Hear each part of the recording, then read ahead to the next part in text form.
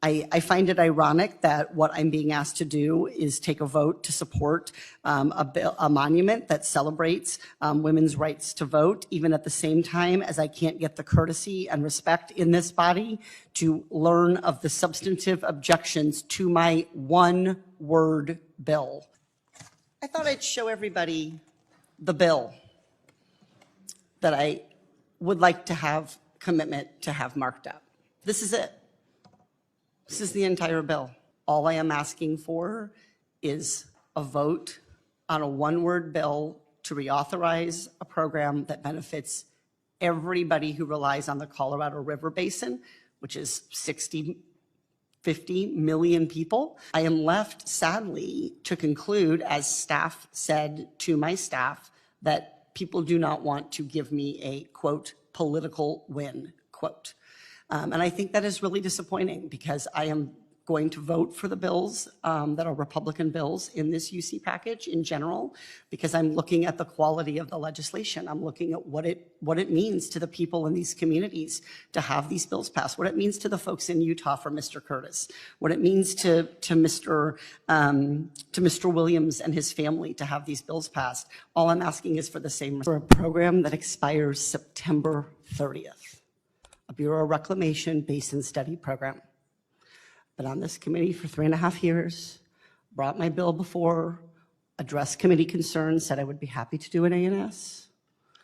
I've talked to committee staff endlessly. It's a Bureau of Reclamation bill, Ms. BOEBERT, just like yours. So my program expires September 30th, and my constituents and constituents across the West will go thirsty if this Basin Study Program is not reauthorized. It expires September 30th.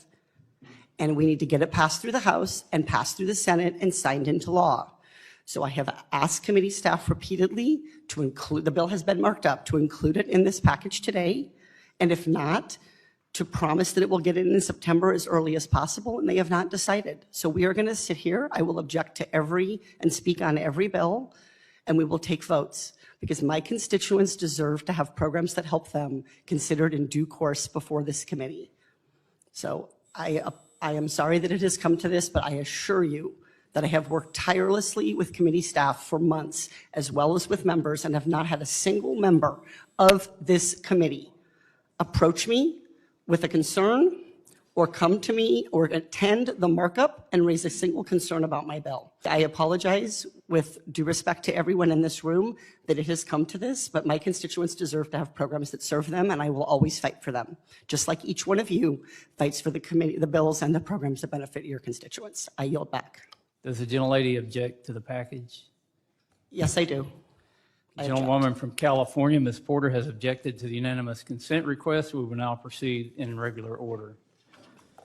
It is now in order to consider H.R. 2717, the Herschel Woody Williams National Medal of Honor Monument Location Act. This is very disturbing, as the gentlewoman from California emphatically stated she wanted to object to all of the legislation that was in this unanimous consent package.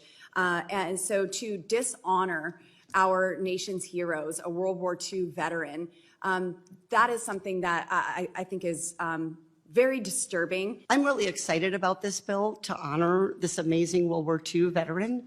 I commend people's hard work on getting this done. I'm very excited about being able to ultimately support this bill.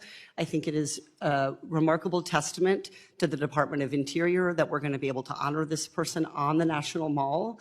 And I'm excited about being able to see the monument and hopeful that it will be done in time to allow him, his family, his loved ones, and everyone who respects him to come and visit. But our job is not just to pass things that honor people, it is also to safeguard our future. And that means safeguarding our future water resources, particularly in the Colorado River Basin. And that is exactly what I think this committee needs to be focusing its energy on and taking very, very seriously.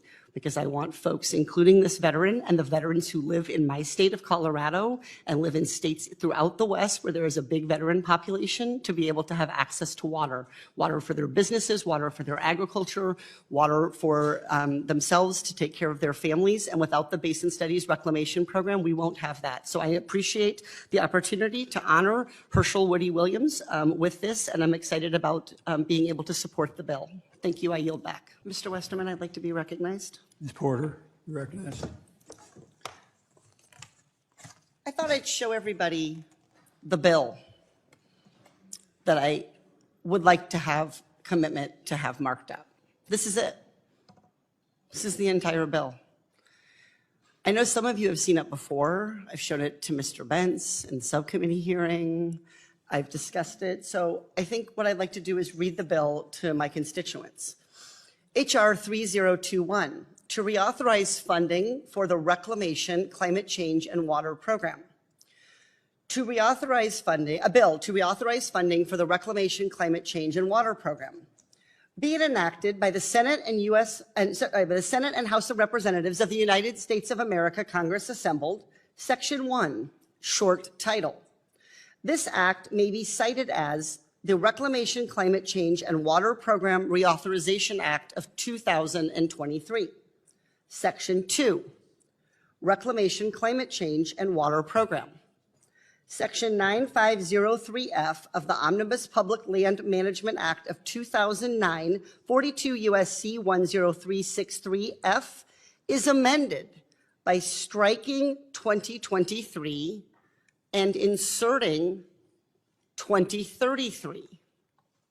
And as I've mentioned, we've already agreed to an ANS that would shorten the reauthorization from 10 years to 7 years in accordance with the procedures.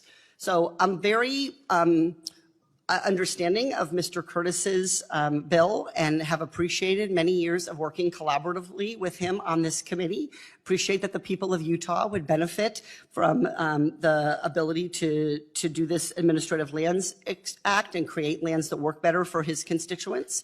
But this Bureau of Reclamation Water Study Program is important to my constituents. And I would actually argue to every member of this committee who represents Arizona, New Mexico, Utah, Colorado, California, and Nevada, the basin states. And so while I'm excited to have had a chance to hear from you, Mr. Curtis, I'm going to continue to fight to make sure that the programs that are important to Californians get reauthorized. I yield back. Can you tell me which political party proposed a budget that would cut funding for wildfire resilience? Ma'am, it was the Republican side. It was not the Biden administration. Their budget has these funds in it. So when we look at these pictures, like most Americans, what I feel is I feel love for our national parks and recreation lands, and I feel a desire to protect them. But apparently not House Republicans. They look at these pictures and they don't seemingly feel anything at all. They just see an opportunity to attack our national reserve. Director Sams, do you know of anyone who hates the national parks? Have you encountered people like that in your service? I have not, Madam Congresswoman, not at all. I have not either. But sadly for all of us, our national parks have been increasingly harmed by wildfire. California has seen devastating wildfires in the last decade in our national parks. Forests have been destroyed. Wildlife has been vanquished, relocated, and historic structures have burned. And I want to show people what this looks like. These are tragic images. We should all be able to agree that these are tragic images. And we all know now, I want to be clear about this, we all understand that fires are to a certain extent an essential part of forest management. They're a natural part of forest management. But we want our parks to be resilient. Mr. Sams, can you tell me just yes or no? Does the National Park Service have a fire resilience plan to address situations like this? Yes, we do. You do. Of course you do. Of course you do, because everyone loves the national parks and nobody wants to see these kinds of harms. Mr. Sams, what's the one big thing that Congress can do to help aid wildfire resilience? When we see these images, when our constituents see these images, what do they need their representatives to do? Thank you for the question, Congresswoman. Additional resources. The national Money. Let me just stop you right there, because I'm going to ask you what you're going to do with the money in just a minute, but I want to be really clear. Money. They don't need us suiting up and showing up trying to fight the fire. Social media posts don't put out wildfires or replant forests. They need money.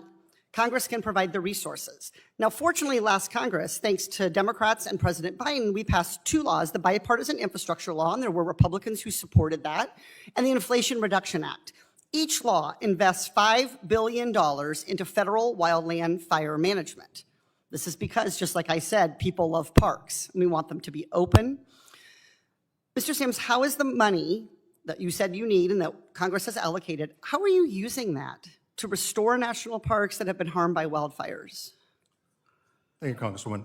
We've been allocated $105 million from the Bipartisan Infrastructure Law for fuels reduction and post-fire restoration and rehabilitation activities that will mitigate the damaging effects of the wildfires and set landscapes on a path towards natural recovery and climate resilience. This includes planting of native and non-native species to restore or establish healthy, stable ecosystems and reestablishing burned habitat and reestablishing native trees lost in the fire. So you're putting these dollars to great use. You've led a major effort to restore, for example, historic sequoia trees in the Sequoia and Kings Canyon National Park in California that burned in 2020 and 2021. I've been there myself, unable repeatedly to visit Kings Canyon because it is still being affected by fire and storms. How exactly does investing in these efforts promote wildfire resilience? So you've talked about kind of repairing and restoring, but how about making things more resilient? The funding helps us really look at how we're moving forward in the face of climate change. What are the species of plants that were out there? In my own experience in working with tribes and understanding indigenous knowledge and how we've used that, we as American Indians have seen climate change over the last 30,000 years happen at least 3, if not 4 times. And we have enough knowledge and understanding of what we can do to help build a more resilient future. So can you continue to do this work without the $105.3 million?